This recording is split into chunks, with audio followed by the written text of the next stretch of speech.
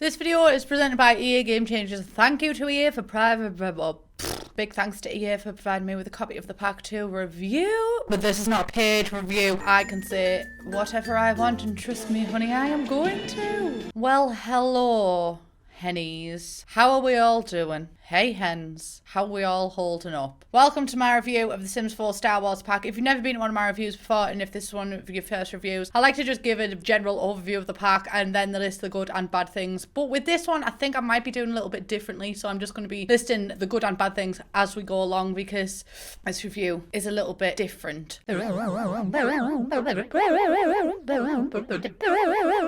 Shock horror. Shocked but not surprised. There's no new traits at all. None. Unless I'm legally blind, but I really don't think that there is any new traits. There's 2 Star Wars aspirations, which kind of are basically gameplay tutorials, I will be honest with you, my lovelies, and then you can join the Jedi, Scoundrel, or First Order ranks. So because there wasn't any traits, I decided to use the actual traits that we've got in the game to make the Sims team. I gave them the traits that I think most suited them. And I did have a plan to create me and Steph in the game and make us both Jedis, but the gameplay was that confusing, which you'll find out later on, that it was all about me, honey. It was all about me. I also just took a break to make myself as a clown because I thought, honestly, seeing the fact that there's no new traits and there's such an awful mask, which you will see later, that I need to make myself as a clown, because that, my lovelies, is how EA is seeing me today. And I said, pray the capitalism away. The clothes are okay. Honestly, it seems like the Sims team have figured out how to layer items, and they're like, just gonna layer everything. Let's just go. Honestly, if you've got to go big or go home, I've said it to them before, but they just keep going big in the wrong department, right? But I mean, lovely for layers. We are going into autumn now and all that shite, so there we go. We love autumnal layers,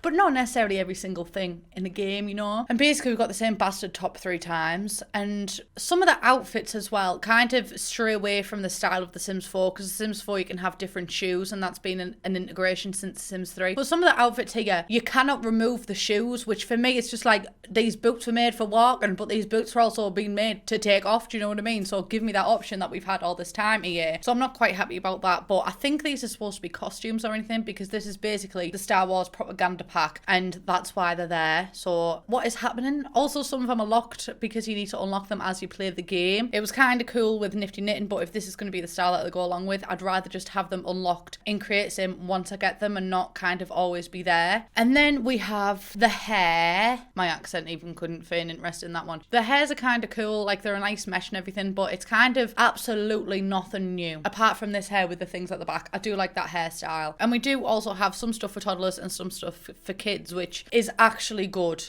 I am happy that we've got those for kids, and I'm still seeing the trend of like taking things that the adults have got and giving them to the kids and toddlers as well, which that I'm all for, because you know, if I can do a hairstyle on my head, I can do it on a toddler's, so I like that one. We also have some like makeup and everything like that, and alien masks, and these alien masks, aliens don't have improvements in this game. It's all masks, it's all facade or facade as my mother would say, it's all for show. And this mask, oh honey, honey, honey, I would have been able to find this on the Sims resource for free. It's got an alpha texture. Do the Sims team know their own texture style? Like, this is the worst textured mask that I have seen by the Sims game. Worse than stuff that got released in base game, and base game was not it, honey. It was not it. So all in all, Create Sim is not the worst thing I've ever seen, but it's also, by no stretch of the imagination, the best. Like, if you're going to be buying this for the Create Sim items, not doing it, sorry. Create Sim has some high points, but is basically a low point, honey. I'm going to be honest with you. Then we go through the build and buy mode, and honestly, I will say I was quite surprised with the build and buy mode, because I do think that a lot of these items are very cool. That have this kind of industrial vibe, which would be perfect with a pack like Windenburg, because Windenburg's got the kind of modern industrial feel, and this just kind of gives more objects to that. I really feel like the Sims team are nailing meshes lately. In build and buy mode, we've come a long way from the base game. The base game is mobile, and then the meshes that we're getting lately are greatly improved, so I'm very happy to see that. But in the same breath, as much as I do really enjoy all these new items that we've got in build and buy mode, there does seem to be a lot of objects for a game pack. I did just take the second to think, hang on, my lovelies, right, outside of the context of Star Wars, how many of these items can you actually use in your day-to-day builds? And the result is not that many, actually. Like, I mean, don't get me wrong, the things that you can actually get are nice, they are cool, but is it worth paying for?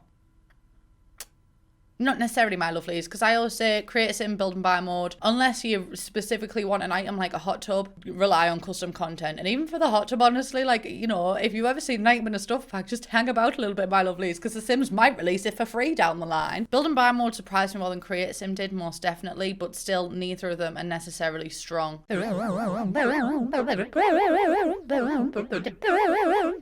then we start off with the actual gameplay. Now, I just want to state right here, right now, that I'm bringing you this review as somebody who's never watched Star Wars. I don't know anything about it. I know Luke, I am your father, but that's only because of Toy Story. Buzz, I am your father. But honestly, I think that's quite a good thing, because I think there is going to be a lot of people that play The Sims that haven't necessarily watched Star Wars. And it's also going to be a good test of how marketable this pack actually is to the general public. Is it going to be easily accessible? Am I going to know what is going on? So I would also just like to point out a tweet that I made as well when this leak happened, and I said I think that the Sims team could actually do Star Wars well, because they can do supernatural topics well.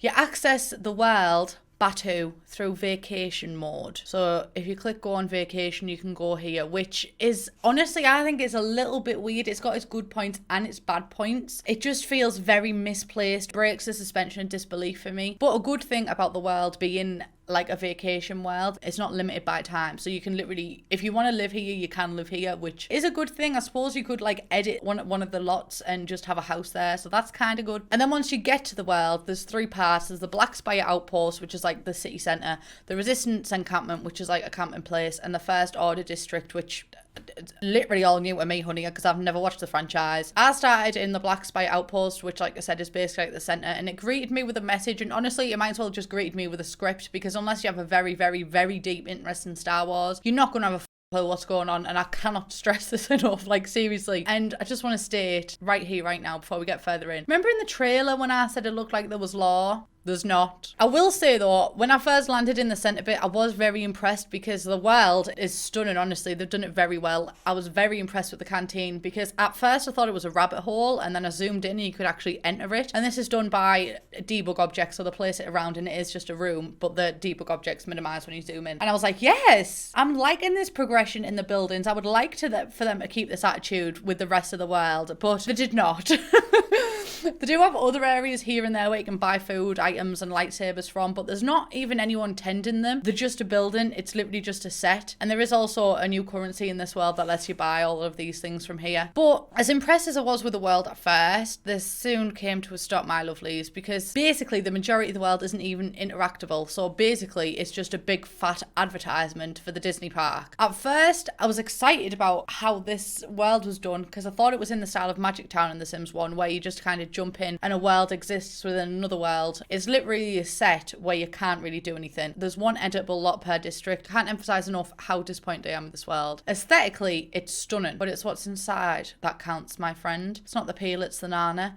And there's nothing. You have a base where you can sleep and take care of basic needs, but you can't even see inside it. Basically, there's the canteen, but nothing else in the world is really interactable unless you go in like the Falcon ship and you can explore in that, but you just go up and zoom off, and all of the buildings and everything like that, there's nothing there, honey. So basically, if you strip the set away, there's a couple of shops that there's not even anyone tending, and yeah, anyway. And I just want to say, the reason that I'm doing this review differently is because the gameplay of this is very confusing and not streamlined. So my review of this pack is probably going to follow suit and not be very streamlined either, because I cannot stress enough that I had absolutely no idea what was going on, and there was multiple times that I thought I can't actually play through this pack because I don't have a clue. For actual gameplay, there is two ways to advance, through the job section or aspiration, and you can kind of complete the aspiration as you complete the job section. So for the job section, you have to go up to random places and like ask for a quest, and it's all very repetitive, honey, I'm not gonna lie to you. And it also refers to specific characters that I have no idea. It really doesn't help pinpoint who they are. When I first got here, I started the lightsaber quest, which made me have a lightsaber duel with someone, and I started off by trying to buy a lightsaber with my credits in this world, but then I didn't have have enough currency to buy the thing that needs to go in the lightsaber, but I was still allowed to buy the lightsaber, and it didn't really tell me that I needed something to go in the lightsaber.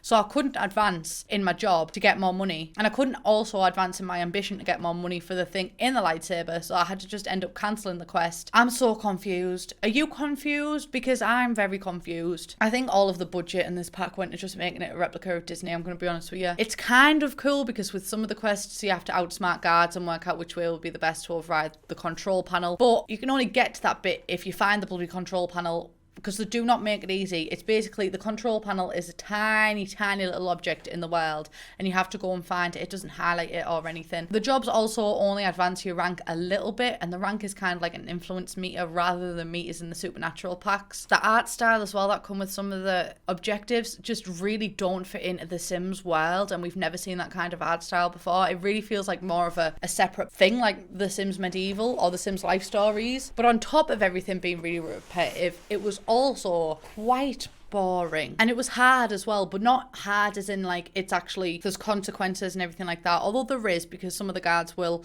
you know, you can't necessarily just unlock everything first go. You have to try and test, kind of like how the vet career is. You have to try and test and find out the best way to hack a control panel, and you do have to outsmart the guards. It's also just hard in the sense that it's very confusing and not very streamlined, and I really wish that I could go more in depth with all of the ranks and guests and everything, but it is just insanely repetitive and confusing. I ended up just using cheats to complete both aspirations and rise to the top of the ranks, honestly, and still not much happened. I also, during these cheats, I found that there was like a world state thing, and I changed the world environment, but also nothing happened. And something that's quite bizarre as well is that these stormtrooper things, they've kind of got guns in the game, but we don't have robbers in the game, but we have guns. Where do these priorities lie? This does feel like a well done mod pack, honestly. Not that well done mod packs are bad, but mod packs don't have the funding of Disney and EA behind them, so this most definitely should have been better. And there's also the introduction of Windows Movie Maker style transitions, which honey, and the Millennium Falcon transition is like you go up and you go vroom, and bye bitch. We also get droids in this one, and I updated my droid with every single thing that it had, and it just wasn't, I mean, they were cute and everything, but I'm really not impressed with this pack. I think the Sims team saw how popular Baby Yoda was and went, well, we'll fucking take it all the way, but like, no.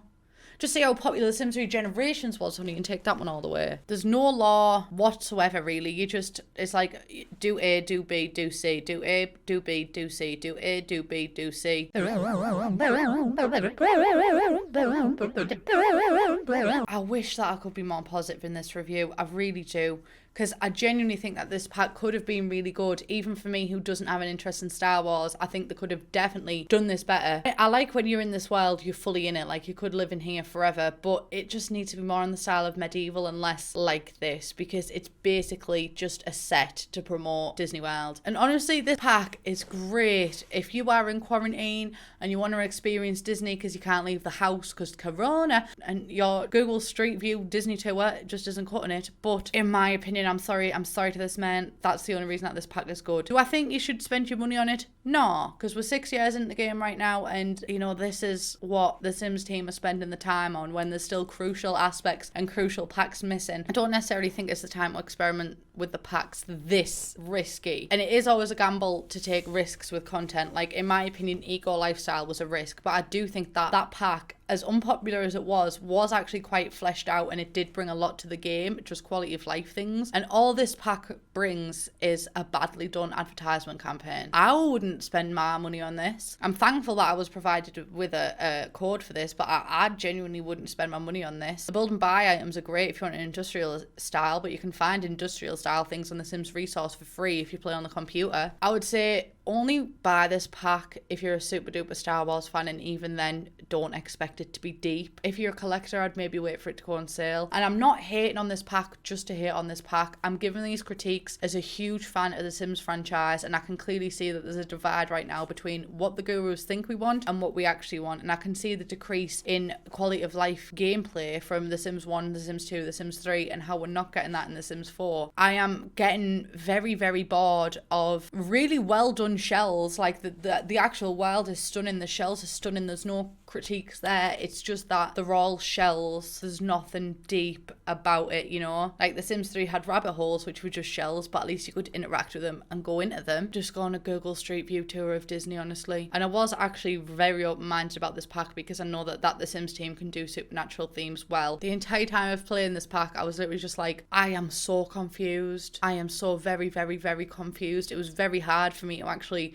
get enough footage to complete the review because I did not enjoy playing it. And I enjoy The Sims no matter what pack it is. Like, I am a family-oriented sim, so I do enjoy family-oriented gameplay the most. But even like The Sims 3 Supernatural, as much as I'm not necessarily 100% sold on Supernaturals, I've always had fun playing with the packs. The Sims 4 Vampires, like, they're very fleshed out and it is fun to play with them even if it's not your play style. But this, I didn't have fun. I could see it for what it was, and this is just late-stage capitalism at work. And I know that the Sims team can do better, and I'm sure that they probably want to do better. I just think that they need to start doing better now. If the next pack isn't a fan favourite, like, or even something that improves the quality of life, even if it's something that we don't want, just do it well. I'm tired. I really wanted to like this pack. I did. I wanted to give it the benefit of the doubt, and I wanted to think, you know what, even though I'm not a Star Wars fan, this might make me a Star Wars fan. But honestly, all this has done is turned me off from watching Star Wars, honestly. Where is the law? It's been a really good advertisement for Disneyland, really bad advertisement for Star Wars and The Sims. And I love The Sims team, and I know that they can do better. So this is my call. Do better, bitch. Do better. I'm sad that this is such a negative review, honestly, because all of my reviews tend to have a little bit of both in, but this one just kind of is more towards the negative side, and I'm just really not impressed with this pack at all. And I don't like that I'm having to provide such a negative pack, you know. Usually I like to say constructive criticism and not just necessarily this is bad, but I do just genuinely think this is bad. And it's not even because I don't have an interest in Star Wars, it's just because the gameplay is boring,